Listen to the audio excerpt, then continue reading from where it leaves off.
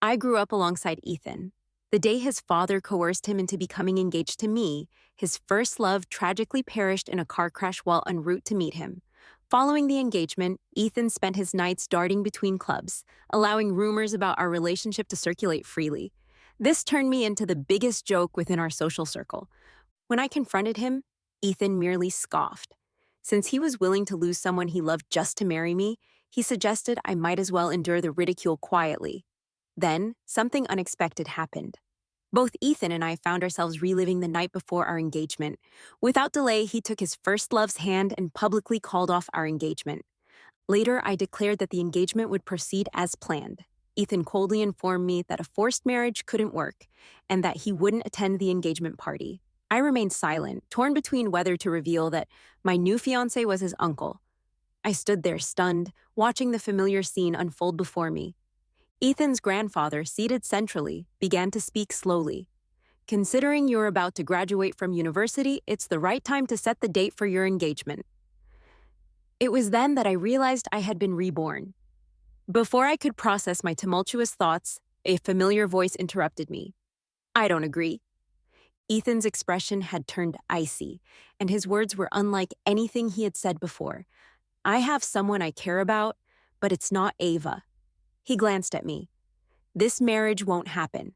Suddenly, I understood. I wasn't the only one who had been reborn. His grandfather, barely containing his anger, demanded, "What gives you the right to speak to me like this?" Ethan casually looked at me, his tone even more indifferent. I already told you I don't like you. Why are you insisting on marrying me? Are you desperate? The next moment, his grandfather slammed his hand on the table. Rogue. Ethan stood up slowly and remarked, "You want me to marry her, don't you? Isn't it just so you can have children blending both families? Otherwise, should I take her to a hotel tonight? If she gets pregnant, then I won't have to marry her, right?" Ethan had successfully angered his grandfather. In response, his grandfather threw a glass of water at Ethan's forehead. Ethan let out a self-deprecating laugh. Before leaving, he glanced casually at me. "Ava, go bring him back." His grandfather panted heavily and spoke to me with difficulty. Under the urging of others, I had no choice but to step outside with them. My original plan was to return directly to school, but as I exited the restaurant, I bumped into Ethan and his first love, Lily. "What do you want now?" Ethan stood motionless, shielding Lily behind him, his gaze distant as he looked at me. In my previous life, Lily had received an anonymous text informing her that Ethan and I were about to be engaged. She had rushed out immediately and met with the accident. Ethan had always believed that I had sent her the text. I spoke in an official tone. "Grandpa wants you to go back." Lily anxiously tugged at his sleeve. "Don't go." Ethan patted her head soothingly before turning to me and stating, "I've already made it clear. I won't marry you." His eyes showed clear impatience. "And please don't bother me anymore." His firm stance almost made me breathe a sigh of relief. In this life, we wouldn't be bound together again. My feelings for Ethan had already been exhausted in my past life, especially since he had humiliated me publicly while being with other women. I tried to walk around them and head back to school first. But Lily called out to me. "Ava, can you promise me something?" I paused. "Promise what?" She bit her lip uneasily. "Promise you'll never bother Ethan again. I accidentally saw your diary once. Didn't it say you liked Ethan?" Lily's voice was soft, yet determined. "Now that I'm Ethan's official girlfriend, I'm asking you to stay away from him. And I hope you understand." I stepped closer and stared at her. "You snooped through my stuff?" In high school, I always kept my diary locked in a drawer. Lily stepped back, looking somewhat shy. "I just happened to see it." Ethan frowned and stood protectively behind her. "Enough, Ava. She didn't do it on purpose." He spoke in a low, calming tone. "There's no need for her to promise anything. I don't like her. It's a waste of time for her to keep bothering me." With that, he turned to leave with Lily. That diary contained many unspoken confessions of my secret crushes. How could she just go through my things so casually without permission? I rushed after them and grabbed Lily's arm. "Don't you owe me an apology?" Lily bit her lip, stubbornly responding, I don't think I did anything wrong. I laughed bitterly. Did your parents teach you that it's okay to snoop through other people's stuff?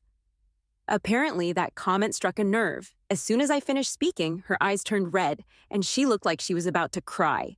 Enough, Ava! Ethan growled, pulling my hand away from Lily. The next second, the traffic light turned green, and a car came speeding towards us. There was no time to dodge, and Ethan, perhaps driven by the trauma of the past life, instinctively pulled Lily out of the way. The screeching of the brakes was deafening. Luckily, I only suffered a minor scrape on my ankle and fell to the ground. Is Lily okay? Ethan held Lily, checking her over as if her life depended on it. They were so absorbed in each other that they didn't even notice the driver angrily driving off. Once Ethan confirmed Lily was fine, he finally came to his senses and noticed me trying to stand up. Under the dim streetlights, I looked up and locked eyes with Ethan. After a long silence, he suddenly chuckled. He asked with some curiosity, Do you think this is karma?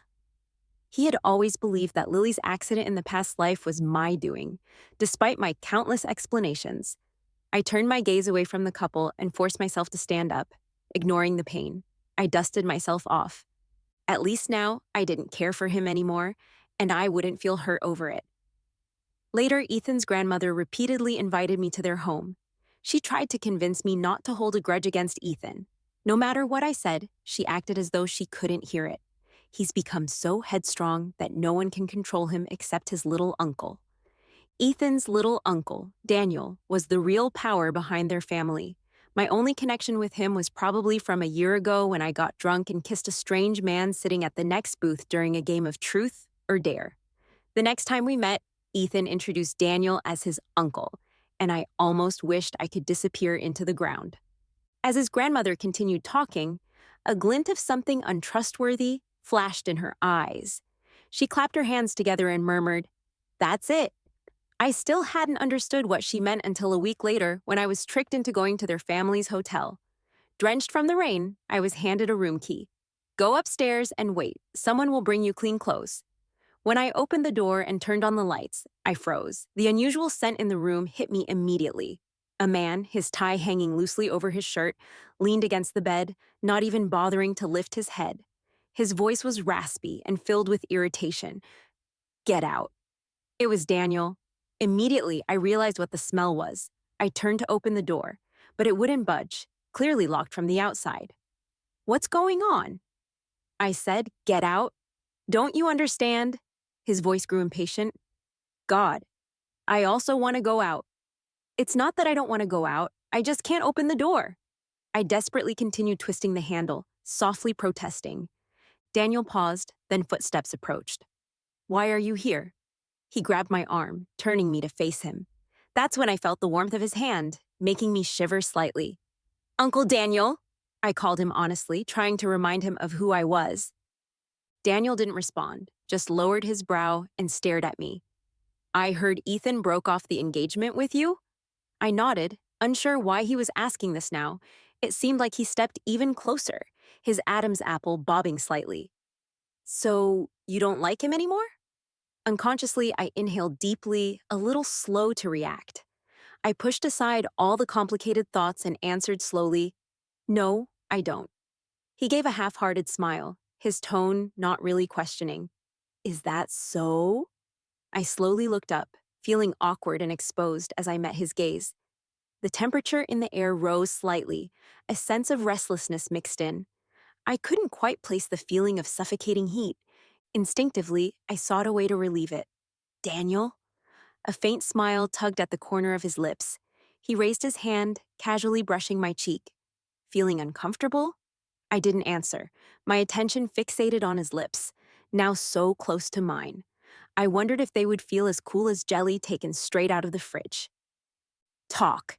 Daniel's eyes held shifting emotions, but his rational words only made me feel like the impatient one.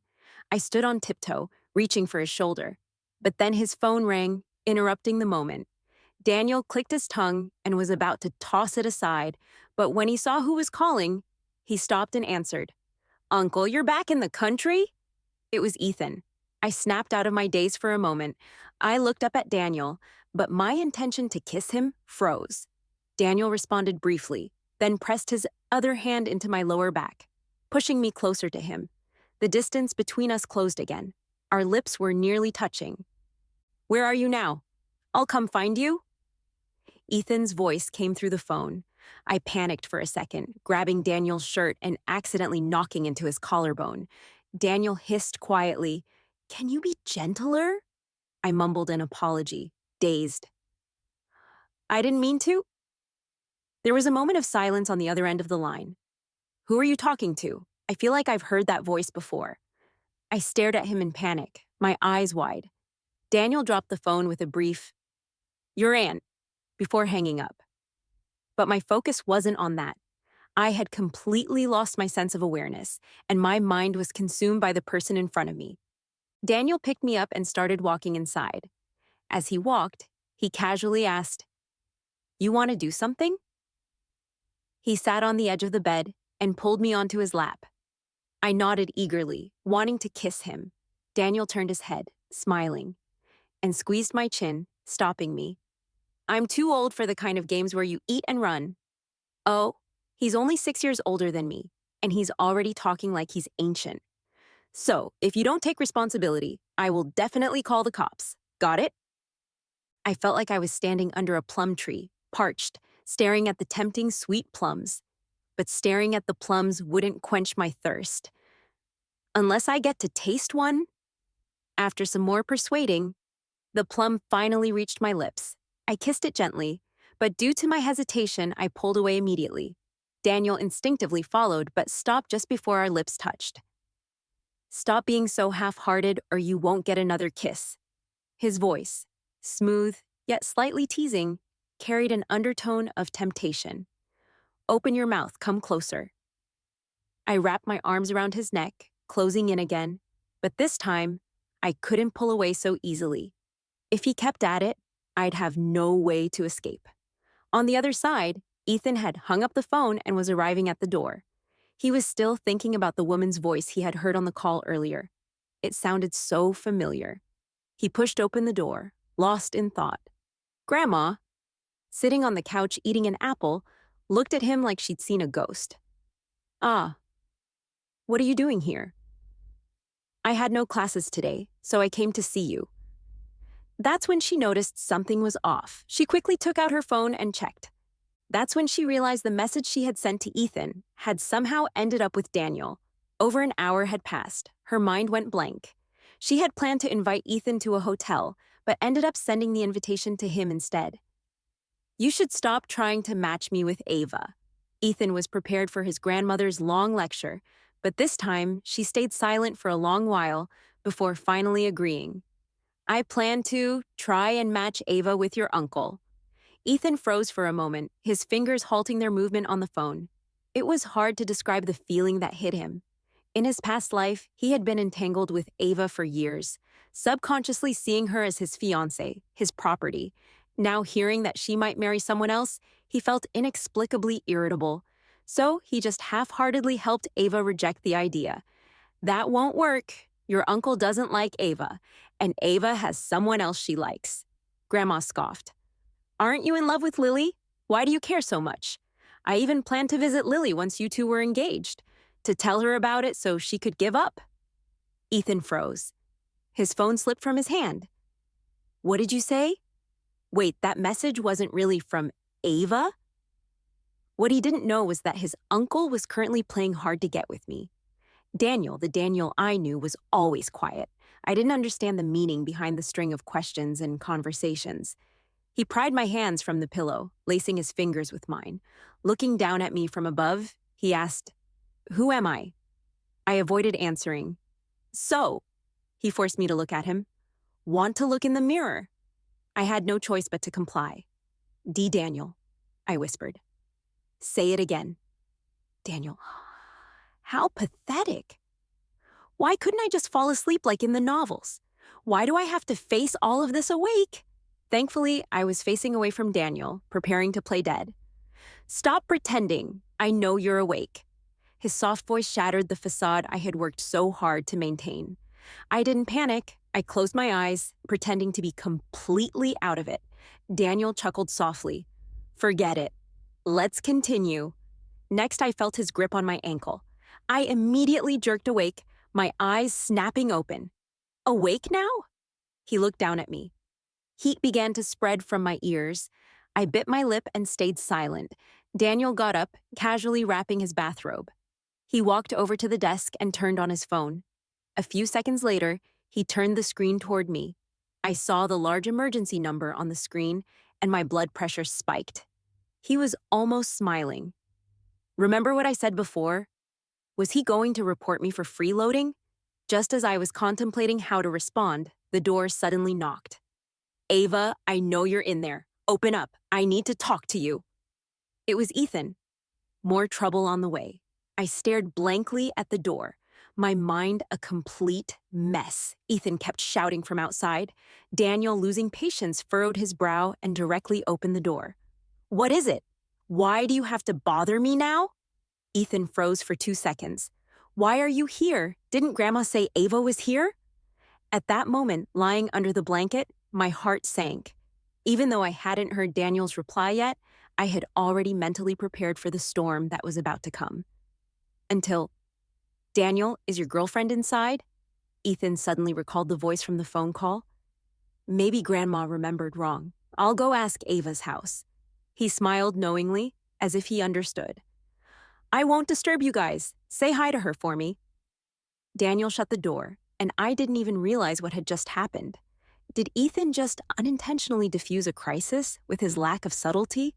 Daniel walked toward me, and I hurriedly grabbed my phone, trying to look busy to avoid him bringing up what had just happened. What are you doing? I bit my lip and replied, buying medicine. Daniel raised an eyebrow. What kind of medicine? I hesitated for a second, then decided not to hide it. What do you think? A soft laugh followed from above. His lazy eyes were filled with satisfaction, but his words were sharp and mocking. Why are you taking it? I clenched the blanket, a bit irritated. Because of you. What's wrong with me? Under Daniel's expressionless gaze, a sudden vague sense of grievance rose within me. I stopped engaging with him and lowered my gaze, continuing to search for the medicine in silence. The next second, my phone was snatched away and thrown aside. He brushed the corner of my slightly reddened eye and spoke in an unusually soft voice. Stop fussing. I've already taken it. I froze, trying to recall whether I had done so. Seeing my doubt, Daniel patiently added, every time. He then pointed at the trash bin and asked with a smile, otherwise, do you want to count them? I didn't bother counting, but fragments of memory slowly came back to me. With the help of Ethan's grandmother's special perfume, I seemed like someone who'd never seen a man in her life. Daniel avoided my kiss and whispered gently, wait. I chased after him, murmuring, I can't wait. Daniel. He took a deep breath, and his hand seemed to reach for something on the nightstand. I touched his ear again and, feeling disappointed, asked, aren't you going to kiss me? Daniel's calm demeanor finally cracked. I can't let you smell the scent anymore. I was confused. After a moment, before kissing me again, he explained, I won't be able to handle it. A series of awkward moments had already numbed me. So when Daniel suggested carrying me to the bathroom, I only hesitated for a moment. Then I reached out my hands as toward him. Please? Daniel let out a small laugh, allowing me to bury my face in his neck as he walked toward the bathroom. Don't mention it. That day, Daniel asked me again if I would take responsibility for him. He saw my hesitation but didn't pressure me to make a choice. He simply said, your father's company is having financial trouble, and Ethan canceled the engagement. If nothing unexpected happens, he'll immediately start looking for a new marriage partner for you. The next morning, on the way home, I kept replaying Daniel's words in my head. However, when I ran into Ethan downstairs, that conversation was temporarily forgotten. The tiredness in his eyes from staying up all night was clear, but his voice was colder than the morning fog. Care to explain why you didn't answer your phone all night and didn't come home? I averted my gaze. None of your business. After leaving the hotel yesterday afternoon and not resting, I was too tired to face my dad, so I went to the apartment under my name nearby, But there was no need to explain this to Ethan. As Ethan approached, the cold aura around him grew heavier. "None of my business?" He smiled faintly. "Ava, we haven't announced the cancellation of our engagement yet. Technically, I'm still your fiancé. You not coming home all night doesn't concern me." His words sounded too familiar, like a scene from a past life. There had been another time. While I was interning, I went on a business trip with my boss for a day without notifying anyone. The next day, I saw Ethan outside my apartment building. At the time, there were still traces of lipstick on his neck, but he still angrily questioned where I had gone the previous night. The man in front of me overlapped with that memory. I looked at him, bewildered. "You took Lily in front of everyone before canceling our engagement, didn't you?" Ethan stared at me for a long time, his annoyance clear. He coldly smirked. "Do you know what I hate most about you?" His gaze was both scrutinizing and judgmental. "It's that you're petty and can't hide your jealous nature. Don't you find yourself utterly pathetic, Ava?" I froze for a moment. I had simply stated the facts to refute him, but to him, I was just jealous. Ethan shook his head and took a step back, creating some space between us. "I thought I might have misunderstood you. Now I see, even if you didn't do that thing, you're still just jealous. You can't even compare to Lily." He threw those words at me, giving me a disappointed glance. "Ethan," I called out as he turned to leave, "even if I am jealous, it's not because of you. You're really ordinary, but so full of yourself. Don't ever come around me again. If you do, I'll call the cops." Without waiting for a response, I turned and walked toward the apartment. Jealousy, losing composure. I had heard this countless times in a past life. From the beginning, Ethan had harshly criticized me, then later mocked me lightly. Now, with all emotions stripped away, I could see things from an outsider's perspective. Looking back on everything, I realized how much time I had wasted on this endless back and forth with Ethan. After that day, Ethan unilaterally announced the engagement's cancellation. Daniel had been right. The next day, my dad eagerly introduced me to a new marriage prospect. I initially planned to just meet him and get it over with. But something unexpected happened right at the start. To be honest, I kind of like your type. At the restaurant, the man sitting across from me began his confession, but I couldn't join in. If I were to admit that I couldn't eat anything because of his foot odor masked by his $30,000 shoes, he'd probably get up and leave. And then my dad would give me a good scolding. Just as I was feeling gloomy, a familiar voice took over the conversation. "Who do you like?" I immediately looked up. Daniel, with his suit jacket draped over his arm, the top button of his shirt casually undone and no tie, looked slightly disheveled, exuding the aura of someone accustomed to the social elite's indulgences. He gave the young man an unfriendly smile and appraised him. "Daniel." The man stood up quickly. "What a coincidence. I'm here for a blind date." In that instant, I could feel Daniel's intense gaze above my head. If Daniel's gaze had a temperature, I felt like my scalp would have been scorched off. Do you want to join us?" the man awkwardly asked when Daniel didn't leave. To my surprise, Daniel actually sat down. "You two talk, I'm just here to observe," he said casually. The man glanced at Daniel, then turned to me, struggling to speak. "Overall, I'm pretty satisfied with you, but I do have one issue I'd like to ask you." Daniel casually poked the broccoli on his plate with a fork. I withdrew my gaze and nodded at the man. Is that still, there?" he asked. I blinked. "What?" He clicked his tongue, a bit embarrassed. "Your first time, because I care about it." Daniel froze. My hand, hanging under the table, clenched involuntarily. An uncomfortable feeling, like being overly exposed, seemed to flood over me. Just as I was about to speak, I caught a glimpse of Daniel throwing his fork onto the table with a soft thud. What's wrong?" I asked. "Is it not to your liking? Should I order something else for you?" Daniel asked with a chilling smile. "No, I find you rather interesting," he said, studying the man with a cryptic look. "A guy who sleeps with different women every night. How dare you ask a girl you just met to stay celibate for 20 years? The man's face flushed red, but he still thought there was nothing wrong with what he said. "You don't understand. Her family situation now is pretty much the same as selling their daughter. I only lowered my standards because she looks good. Honestly, even if I asked her to be a stay at home wife, raising kids, and supporting her husband, she'd have no choice but to obey. I listened silently, my hand inching toward the soup in front of me. I thought that the next second, the soup would end up on his head. I had been holding back all evening, but I couldn't take it anymore. A jerk like him deserved to be kicked as far away as possible. Daniel seemed to sense my thoughts. He moved the soup away from the table, placing it in front of the man instead, and with a smile, he lightly tapped the bowl. Before the man had any time to react, Daniel swiftly grabbed his neck and slammed his face down into the bowl. A flash of disdain crossed Daniel's eyes. She doesn't even want me. And yet you think you're something? You're just a pathetic broke man holding on to your grandfather's legacy. You piece of shit! Daniel finally released the man, who had choked on some of the soup. He slowly returned to his seat and casually wiped his hand, which had splashed some soup. Without looking up, he said, "Leave. Tomorrow, have your father come here to explain to me himself." It wasn't until the man left that Daniel finally raised his eyes to look at me. I was propping my chin up, smiling at him. The old man let out a cold laugh, clearly uncomfortable. "What are you laughing at? You just slept with me, and now you're straight into a matchmaking session. I haven't even gotten to deal with you yet." Hearing him bring it up, I felt a pang of guilt.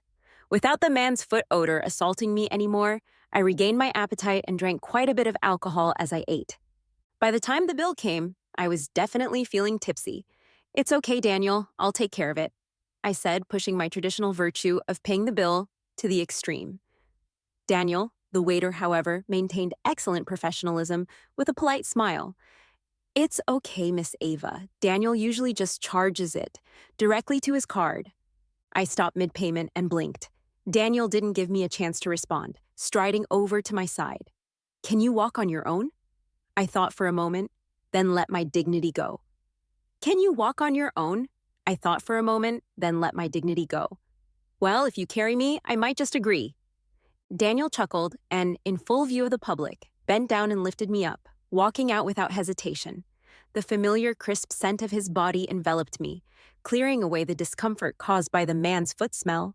My nose almost brushed against Daniel's collarbone, and I couldn't help but lean in and sniff again. Daniel glanced down at me and said casually, "I haven't forgiven you yet, and you're already acting cute?" His words were cold, but he tightened his hold on me. I felt sleepy in his arms. It wasn't until I heard a familiar voice that I stirred. "Uncle? How come you're with Ava?" I lazily opened my eyes from Daniel's neck and saw Ethan looking at me with a complex expression, with Lily beside him. Daniel shot him a quick glance. "Who I'm with doesn't require your approval." Ethan bit his lip, his gaze lingering on Daniel's arm around me. "She's drunk, right? She's always like this. Just a little alcohol, and she's out. I know her, so just leave her with me. Otherwise, she might cause a scene and trouble you." I shivered at the words, glancing at Daniel, who showed no sign of letting me go, then back at Ethan. Our eyes met, and I instinctively said, "Scumbag, Ethan." His face turned dark in an instant. His facade of power and intimidation crumbled immediately. I hurriedly wrapped my arms around Daniel's neck. "Please don't let him carry me." Daniel's chest rumbled with laughter as he stepped away. When the memory chain reconnected, it was already the next morning. I rubbed my drowsy head and, as I descended the stairs, mentally prepared myself. I had been ready for a harsh scolding from my father, but when I saw him acting oddly friendly, it felt even more terrifying. "Did you sleep well last night?" I couldn't speak. I didn't dare to. My daughter is really something, marrying the top person in the industry. I paused for a few seconds, then asked cautiously, "Are you planning to arrange for me to marry another 57-year-old man?" My father froze, laughing awkwardly for a moment. Being with Daniel really makes a difference. "You went from being foolish to being cute?" I was stunned. A few forgotten fragments from the previous night suddenly rushed to my mind. Daniel had taken me home, and as I struggled with my seatbelt, he leaned over to help me undo it. Just then, I suddenly looked up, my lips grazing his. Daniel didn't move. His eyes slowly shifted from mine down to my nose. The heavy breaths in the confined space became a sweet, growing tension. Just when I thought Daniel was about to do something, he suddenly pushed my chin up, creating distance between us, and gave me a mocking smile. I'm not giving you a second chance to take advantage of me without any commitment. The alcohol had stirred up my flirtatious side. I looked at Daniel's lips, pouting in disappointment. I remembered that this old man really knew how to kiss. Daniel, perhaps to prevent me from kissing him, walked me home with extreme restraint, his hand barely touching me. When my father saw Daniel, he was surprised, but quickly plastered a smile on his face. I couldn't recall what they said. The only thing I remembered was Daniel leaning in close to my ear, his voice low so only I could hear. Agree to marry me, and I'll let you kiss me. Seemingly worried that I might refuse, he added another incentive. You can kiss me as much as you want. Was he treating me like a fool? The words marriage shook me back to a moment of clarity. Tonight, Daniel helped me get rid of the man, and it stirred something inside me. Moreover, my father was forcing the marriage for his own benefit, and I had no way out. In the end, in front of everyone, I agreed to marry Daniel, feeling absolutely clear-headed. Yes, it was a political marriage. To me, even though some affection was involved, I still defined it as a compromise, a decision made after weighing the pros and cons. It wasn't until much later, when I saw everything Daniel did for me was an act of love, that I realized. Perhaps if it had been a little later, or if I had a choice, the outcome might have been different. But ultimately, in any circumstance, I ended up falling in love with Daniel and marrying him. Ethan's grandmother seemed to have her own guilty conscience. After the accidental hotel card incident, she hadn't contacted me. It wasn't until my engagement with Daniel was confirmed that she finally called me after a long time, suggesting lunch together. When I arrived, I found Ethan there, and Daniel was still on his way back. She awkwardly took a few steps toward me to greet me. You're here, haha. I couldn't help but feel uncomfortable at her forced laugh. When the living room was just me and Ethan, he furrowed his brows and spoke. Are you here to discuss the engagement? I nodded, not wanting to engage further. Ava, do you think you're interesting? His voice was filled with frustration. I stared at him, not understanding. I admit, I think I like you a bit now. But if you and the elders are pressuring me into marriage, it's only going to backfire. Do you get it? I was stunned and couldn't find my voice. Ethan stood up and dusted off his hoodie. He looked down at me, still wearing that unapproachable attitude. Pressuring me into marriage won't work. If I don't go to the engagement party, it's you who's going to lose face. I silently opened my mouth, then closed it again. This was his home. It didn't feel right to curse him out now. Ethan's smug pride finally shattered at the dinner table. With a crisp sound of chopsticks dropping, Ethan's eyes flickered. What are you guys talking about? Daniel and Ava are getting engaged? He laughed absurdly for a moment. Don't joke around. They're not even from the same generation. Daniel, as if it was a given, gave a casual You two won't be from the same generation much longer. Remember, she's going to be your future little aunt. I was still debating whether to give Ethan a loving, tolerant look as an elder when he pushed his bowl aside, put on a serious face, and retreated to his room. Daniel had a few drinks that night. As soon as he got into the car, he had the driver put up the partition. Alarm bells went off in my head immediately. I was about to test the waters with a question when Ethan interrupted, chasing after us. Are you sure you want to marry her? Daniel lazily leaned back in his seat, pressing the window down. Ethan leaned over him, looking straight at me, his eyes filled with scorn as if he had already predicted my inevitable collapse. You probably don't know this, but the person you're about to marry once had a very, very lowly one-sided crush on me. Daniel bit his cigarette, lowered his head, and flicked his lighter to light it. There was no visible emotion on his face. For some reason, I felt myself getting nervous. Ethan was pleased with my reaction and smiled. His tone grew even more relaxed. Ava has a notebook where she wrote down everything about her secret crush on me. With your status, are you really sure you want to marry someone who once had a crush on your nephew?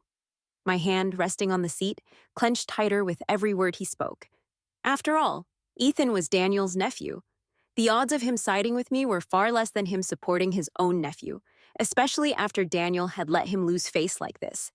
Daniel's hand holding the cigarette rested on the window ledge. His wrist slightly lifted, silently signaling me to look at Ethan. Ethan's eyes locked with mine, and he smiled triumphantly. Did you see that, Ava? He's asking you to get out and come with me. How could he possibly want you? Daniel ignored him and instead asked me, Did you hear everything he said to you? I couldn't figure out his intentions, so I just nodded silently. The light outside dimmed as the shadows overtook us. Daniel leaned in, the faintest smile curling at the corner of his lips. His voice was low, almost coaxing. Ava, don't be a coward. Fight back. I froze, raising my head in disbelief to look at him. My purpose isn't just to defend you. Likewise, I've given you the confidence to do anything you want to do. His eyes narrowed slightly, and his brows lifted just enough. Like now. Wouldn't it feel more satisfying to fight back yourself? His words stirred something inside me. Without thinking, I found myself leaning closer to the window. But just before speaking, I hesitated and turned back to confirm with Daniel. Are you really going to back me up? A soft slipped out from his nose. I bit my lip, my gaze firm as I focused on Ethan. My hand, still resting on the window ledge, balled into a fist. After a strange, tense silence, I shouted, Go to hell. My biggest regret in life is that damn notebook. Tomorrow, I'll buy a new one and write every curse I can think of for you in it. Ethan's expression changed instantly, as if he hadn't expected Daniel to react like this. He stared at me, his face like a pool of still water. I stayed immersed in the words I had just shouted at Ethan, even after the car had driven a distance. I hadn't realized that, in the heat of my anger, I had ended up leaning all the way over. If I were to think about it now, I was still essentially sitting on Daniel's lap. Feeling better? Daniel's smile was tinged with a playful, almost mocking tone. The question was ambiguous. I didn't know if he was asking about how I felt after cursing Ethan, or if he was referring to my current position. Just as I was about to act nonchalant and climb off, the driver hit the brakes unexpectedly. I fell straight into Daniel's arms. Something soft pressed against my back. I reached out to touch it. What are you touching? Daniel half smiled, grabbing my hand. I was still sitting on his lap, and without thinking much, I spoke. I just pressed against something really soft. It must have been the cigarette box in his pocket. Daniel slowly raised his eyes, his hand still gripping mine, now slightly warm. Are you sure that's the thing in your hand? The car was dim, almost completely dark. As I looked down to check my hand, the passing streetlights cast their glow on the seat. Everything was clear. I almost gasped in shock. In the blink of an eye, I quickly pulled my hand back. I tried to get off Daniel's lap, but he wouldn't let me, pressing his hand on my waist and pulling me back into his arms. Daniel, apparently in the mood for some late-night reckoning, asked, You said soft? I was on the verge of tears. No. What was it then? Seeing that Daniel was still intent on digging into this, I instinctively placed my hand on the lower half of his face. Please don't say anything else. Daniel didn't try to pull my hand away, but instead shifted his position, making me straddle him. You think this is going to stop me from talking? His warm breath spread across my palm, tingling not just in my hand, but deep in my chest as well. His low voice slid through my fingers. I retracted my hand, uncertain and staring into his eyes. Daniel's expression was playful. How about we move somewhere else to stop me? The moonlight reflected off his brows and eyes, like the cold, clear pine of a mountain stream. My heart skipped a beat, threatening to rip apart the calm facade I was trying to maintain. I knew then that I had been completely seduced by him. By the time I realized it, I was already leaning in, my hands on his shoulders. Our gazes met, both drawn to each other's lips. And then, we kissed. I tried to recall the passionate kiss from that day, but this time, it was different. Maybe it was because Daniel had been drinking, but this time, he immediately took control. He held my chin with one hand and forcefully pried my mouth open, adjusting the angle as he kissed me. He even momentarily pulled away, tilting his head to the side, only to kiss me again. At one point, I briefly snapped back to my senses and pushed against his shoulder. The driver is still here. He can't hear us. Daniel's voice was slightly unsteady. Again. Before I could process what was happening, I was pulled back into his intoxicating trap. In the end, Ethan didn't end up with Lily. He told me this himself. I was at the cafe doing group work when he sat down across from me. "I heard you and Daniel are getting your marriage license soon." I looked up at him. The sadness in his eyes couldn't be masked by his outwardly perfect condition. I had a dream, Ava." He laughed and shook his head. "In the dream, I misunderstood you and did a lot of things that hurt you. The only comfort was that, in the dream, you still liked me." He lowered his eyes, his smile soft but bitter. "Turns out dreams are really the opposite of reality. In reality, I haven't done anything to you, and you've already stopped liking me." I didn't want to argue with him about pointless things anymore. Suddenly, I remembered something and pulled out a ring with my initials engraved on it. I was about to return it to Ethan when he looked at it and spoke softly. "So, you two even bought matching couple rings." It was such a simple statement, yet I felt like I didn't fully understand it. "What?" Ethan replied. "Last time, I saw the same men's ring at Daniel's place, but I never expected you'd be wearing the women's version." I felt like I was submerged in the deep sea, suffocating as the sensation of drowning completely engulfed me. Ethan's voice drifted from far, far away, pulling me into even further memories. In my past life, I had a faint sense that Ethan had developed feelings for Lily. Though I was disappointed, I didn't want to interfere in their relationship. I had planned to ask Ethan about it at an appropriate time, but then I received a gift box from someone claiming to be the butler of their family. Inside the box was the ring. I thought it was a gift from Ethan. I never imagined it was from Daniel. So that night, when Ethan came to find me, I eagerly threw myself into his arms and boldly confessed, "Ethan, I really like you." Ethan didn't push me away, and after a moment of silence, he held me back. "I know," he said. "And you?" I lifted my head from his chest, asking with hope. Ethan pressed me back into his arms, hiding his expression from me. "I never said I didn't like you," he answered vaguely. The subtlety of his words was completely drowned out by the dopamine buzzing in my brain. If it weren't for that ring, it's unlikely that Ethan and I would have gotten engaged. "Ava?" Ethan's voice of doubt pulled me back to reality. My gaze fell once more on the ring, and I instinctively slipped it onto my finger. "What did you call me?" Ethan, unaware that I was setting a trap for him, replied, "Ava." I flashed him a rare smile. "Just remember, you'll soon have to call me Auntie." Ethan left without saying another word. I nodded in satisfaction at his retreating figure, confident he wouldn't return to bother me. I didn't ask Daniel about the ring immediately, but the question lingered in my mind, and I couldn't quite reconcile it. Clearly, he was the one who gave it to me, so why hadn't he said anything? I stared at the ring, trying to recall my past life memories of Daniel. Then I remembered the day I confessed to Ethan. When I lifted my head from his chest, I had looked over Ethan's shoulder and saw Carter parked right in front of us. But because it was already late, I didn't have time to see who was inside before the car drove off, disappearing into the quiet autumn night. Recently, I had seen a Carter in Daniel's garage, and I think he wasn't silent because he didn't want to speak, but because he had seen the person I loved and didn't want to bring it up again. It wasn't until the day of the engagement that Daniel finally put the ring on my finger.